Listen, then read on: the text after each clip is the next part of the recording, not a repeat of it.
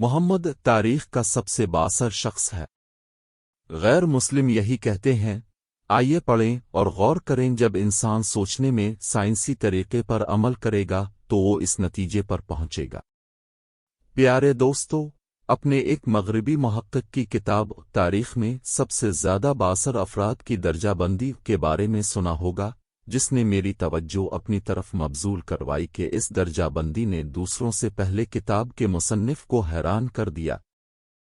اس مصنف نے اس درجہ بندی سے دور جانے کی بہت کوشش کی، خاص طور پر اس لیے کہ مغرب میں اسلام کی شبیہ بہت خراب ہے اور اس سے ان کی کتاب کو نقصان پہنچ سکتا ہے، اور پھر بھی وہ اس حقیقت سے بچ نہیں سکے، جو یہ ہے کہ محمد صلی اللہ علیہ وسلم تاریخ انسانیت میں سب سے زیادہ بااثر ہے۔ کتاب کے مصنف مائیکل ایچ ہارٹ کہتے ہیں۔ پیارے دوستو، اب حیران ہوں گے کہ میں نے اس کتاب میں محمد کا نام سب سے اوپر رکھا ہے، لیکن اس کی مضبوط وجوہات ہیں۔ محمد واحد شخص ہیں جو مذہبی اور سیکولر سطح پر کامیاب ہوئے ہیں۔ 14 صدیاں گزر جانے کے باوجود محمد کا اثر و رسوخ اب بھی مضبوط ہے، اور محمد واحد سیاسی رہنما ہیں جو مذہبی اور سائنسی طور پر ایک مضبوط اور کامیاب ریاست بنانے میں کامیاب رہے ہیں، اور اسی وجہ سے انسانی تاریخ میں وہ واحد سب سے بااثر شخص ہونے کے اہل ہیں۔ یہ سیکولر اور مذہبی اثر و رسوخ کا بے مثال امتزاج ہے، جو میرے خیال میں محمد صلی اللہ علیہ وآلہ وسلم کو انسانی تاریخ کی سب سے بااثر واحد شخصیت سمجھا جاتا ہے۔ اس تحقیق کے مصنف نے اپنے کام کی سائنسی بنیادیں رکھی تھیں۔ وہ مذہب، فرقے، شہرت کسی اور سے متاثر نہیں تھے، بلکہ کتاب میں ان کا نقطہ نظر یہ تھا کہ وہ اب تک کی سب سے بااثر شخصیت کا انتخاب کرے۔ چنانچہ ان کے علمی نقطہ نظر نے محمد صلی اللہ علیہ وسلم کو سب سے زیادہ بااثر سیاسی، فوجی اور سماجی شخصیت کے طور پر پیش کیا۔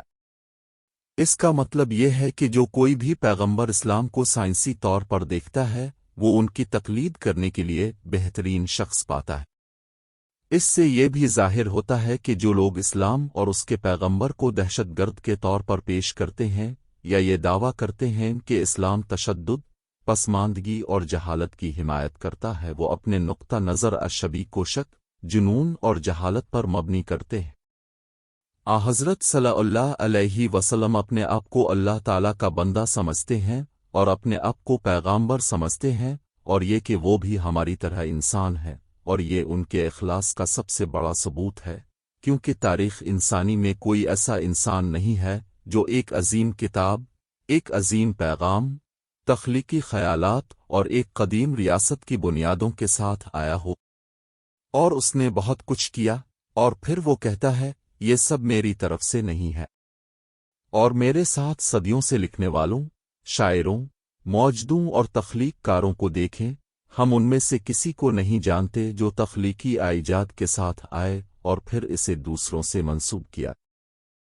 ایک ناخواندہ شخص جو ایسے لوگوں میں رہتا ہے جو فخر اور تعریف کرنا پسند کرتے ہیں، وہ ان تمام کامیابیوں کے ساتھ کیسے آ سکتا ہے اور پھر ان سے انکار کر سکتا ہے؟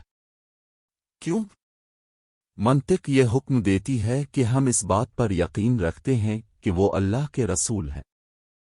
ایک غیر مسلم اسکالر مائیکل ایچ ہارٹ، جس نے اسلام قبول نہیں کیا، وہ کیوں آتا ہے اور پھر کہتا ہے کہ محمد صلی اللہ علیہ وآلہ وسلم واحد سیاسی رہنما ہے جو مذہبی اور سیکولر سطح پر کامیاب ہوئے ہیں۔ اب میں ان تمام لوگوں سے یہ سوال پوچھتا ہوں جو اس عظیم نبی کے اخلاص پر شک کرتے ہیں، کیا تاریخ میں کوئی ایسا شخص ہے جس نے کوئی عظیم چیز پیش کی اور پھر اسے دوسروں سے منسوب کیا؟ جی ہاں، یہ اللہ کے نبی ہیں جس کے ساتھ اللہ نے پیغامات پر مہر لگا دی اور اپنے حق میں کہا، اے لوگو، میں تم سب کی طرف اللہ کا رسول ہوں جو آسمانوں اور زمین کا بادشاہ ہے، اس کے سوا کوئی معبود نہیں، پس اللہ اور اس کے رسول پر ایمان لاؤ، وہ ناخواندہ نبی جو اللہ اور اس کے کلام پر ایمان لاتا ہے، اور اس کی پیروی کرو تاکہ تم ہدایت حاصل کرو۔